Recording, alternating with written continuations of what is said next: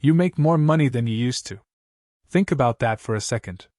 The version of you from 5 years ago would look at your paycheck today and assume you'd made it. Assume the money stress was over.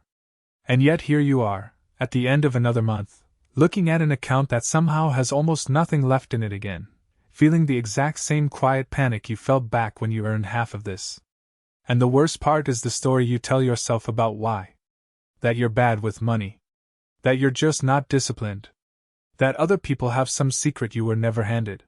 You lie in bed and you do the math and you can't figure out where it all went, and slowly, without ever saying it out loud, you start to believe that the problem is you. It isn't. And I need you to hear that before we go any further, because everything that comes next depends on it. You are not broke because you're lazy, or stupid, or weak. You're broke because of 7 small, quiet habits that almost nobody can see themselves doing. Habits that feel completely normal, that everyone around you is doing too, that were practically designed to be invisible. We're going to walk through all 7. I'm going to count them down, from number 7 to number 1. And for each one, I'm not just going to name it, I'm going to show you the exact fix, the thing you can change this week without earning a single extra dollar. But I have to warn you about habit number 1 now, at the start, so you don't miss it. Because 6 of these you might already half suspect about yourself. The first one, the last one I'll show you, is different. It's the one hiding underneath all the others. It's the reason the money really leaves, and it is almost impossible to spot in yourself, because your brain is built to hide it from you.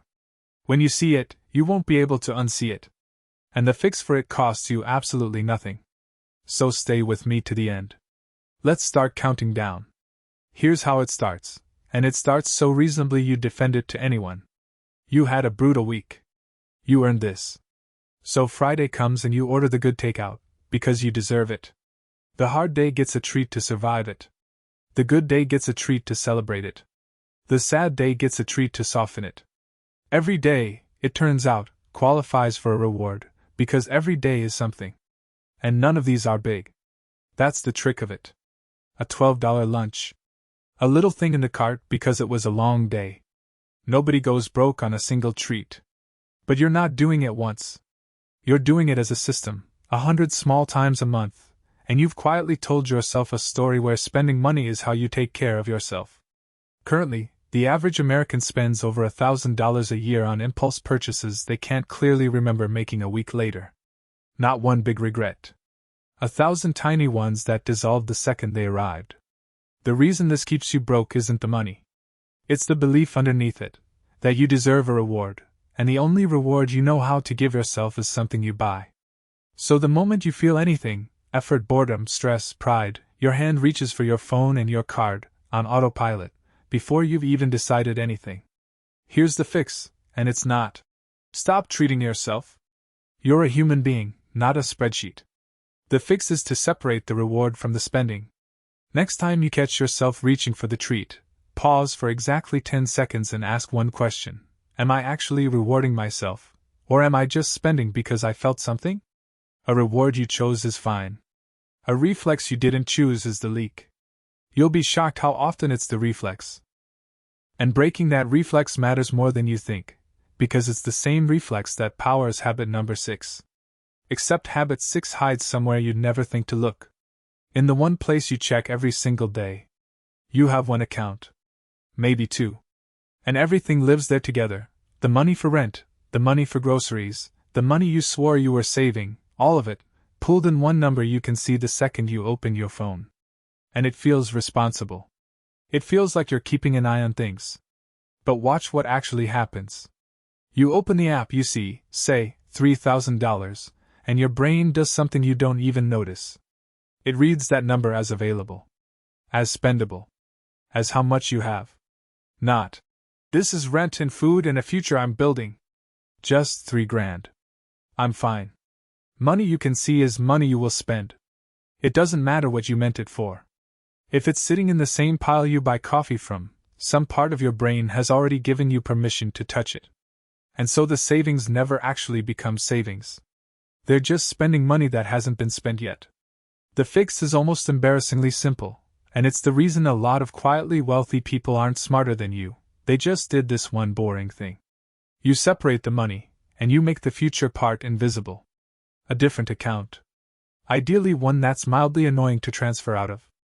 And then you automate it, so that the day your paycheck lands, a slice moves itself out of sight before your brain ever gets to count it as available.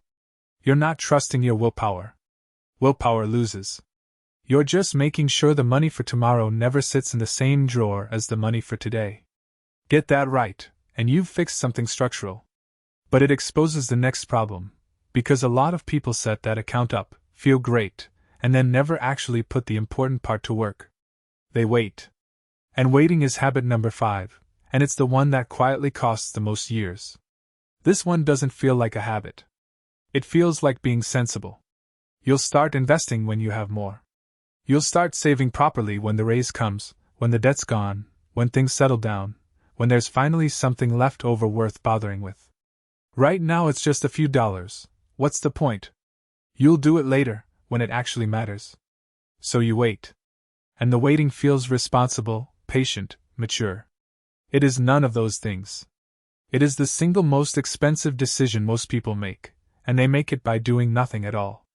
Here's the part nobody makes you feel in your gut. The thing that builds wealth was never the amount. It was the time. A small amount that starts today beats a large amount that starts in 5 years, and it isn't close, because the early money has the one thing you can never buy back later: years to grow. Every year you wait until you have enough isn't a neutral pause. It's a year you can never put back. Currently, someone who starts putting away a small, almost painless amount in their 20s can end up with more than someone who starts putting away far more in their late 30s. Same person. Same income, eventually. The only difference is who refused to wait for permission to begin. The fix is to kill the word enough. You don't start when it's worth it. You start while it feels pointless, on purpose, because starting is the skill, not the size.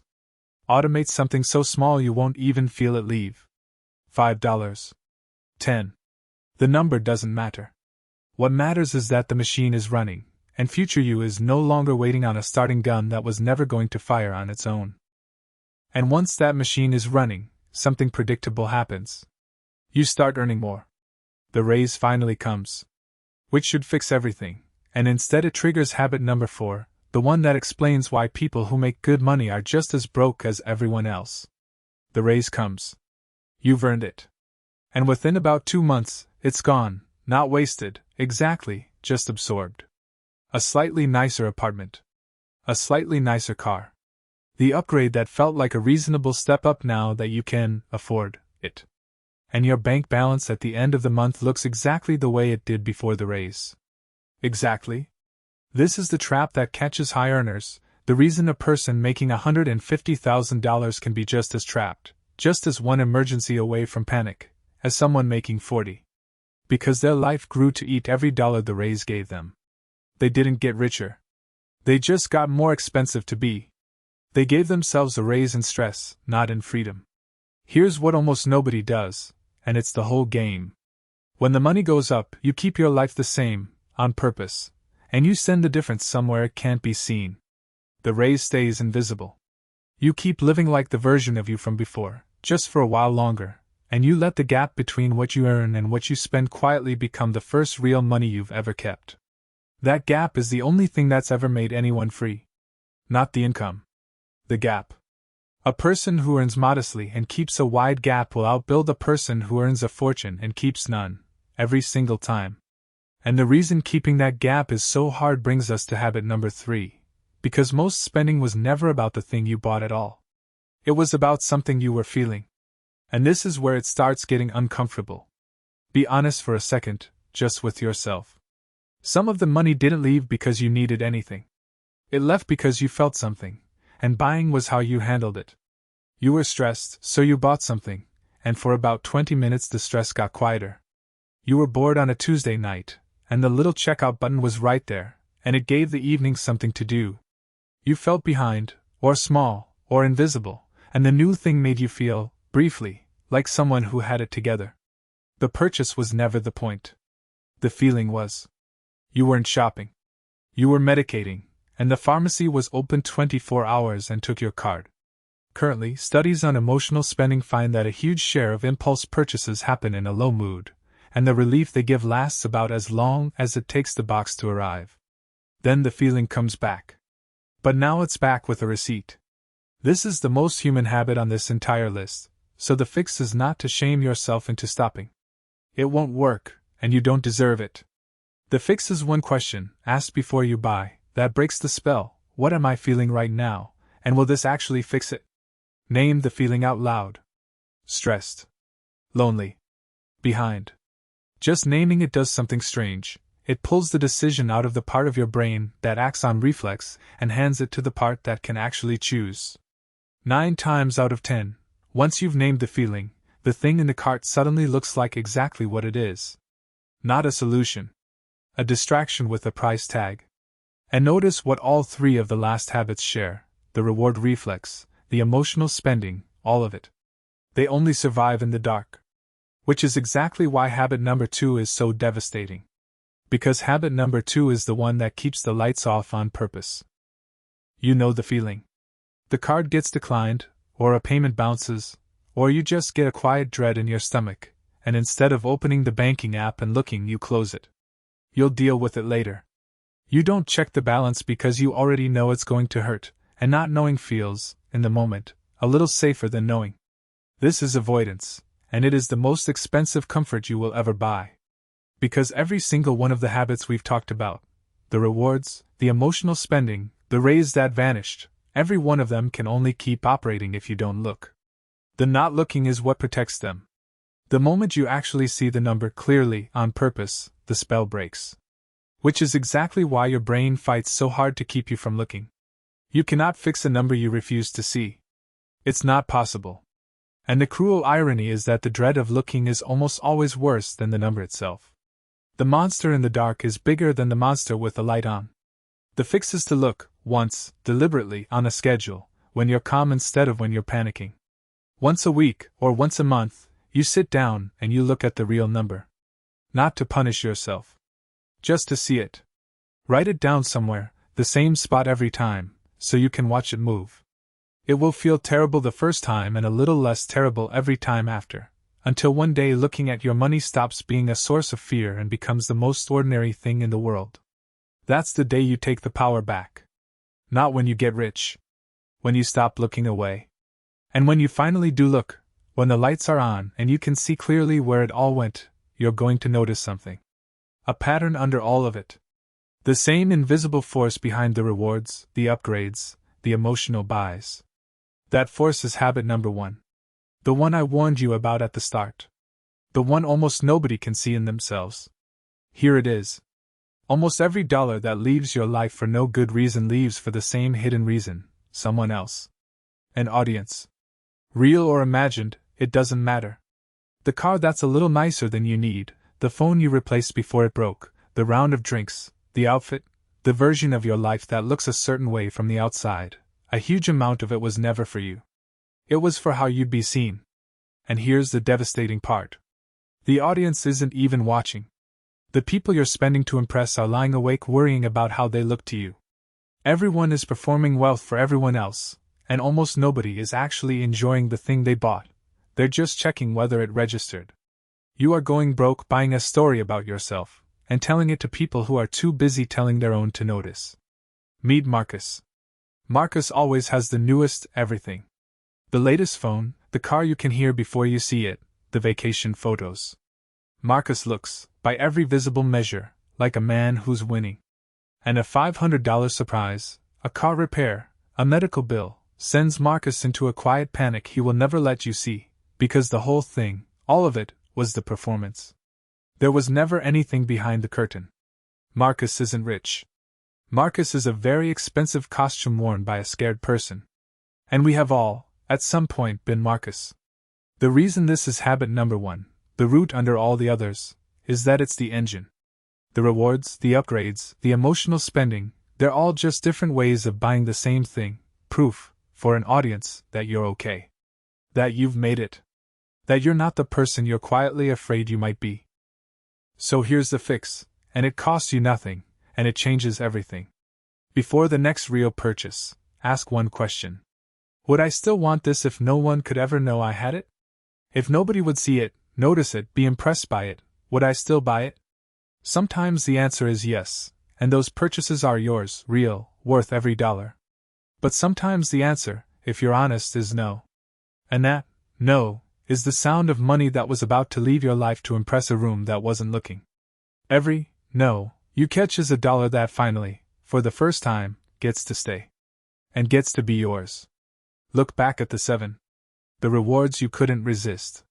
The money you kept in plain sight. The years you waited. The raises that vanished. The feelings you paid to numb. The number you wouldn't look at. And underneath all of it, the quiet, constant performance for an audience that was never really there. Not one of these is a character flaw. Every single one of them is a normal human being trying to feel okay in a world that sells okay for $9.99 plus tax. You were never broken. You were just running 7 programs nobody told you were installed. And now you can see them. That's the whole thing. You can't unsee them now, and that means every one of them just became a choice instead of a reflex. You don't have to fix all 7 this week. Pick one. Probably the one that stung the most while you were listening. That sting was recognition, and recognition is where every real change starts. Fix that one, and the others get quieter on their own, because they were all feeding the same fire. Currently, the people who quietly build real wealth are almost never the ones earning the most. They're the ones who stopped leaking.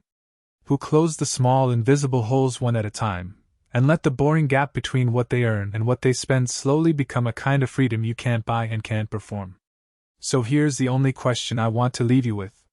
Once you stop spending to be seen, once the audience is gone, and it's just you and your actual life, who are you finally buying for? You already know. You've known the whole time. You just needed the lights on to see it.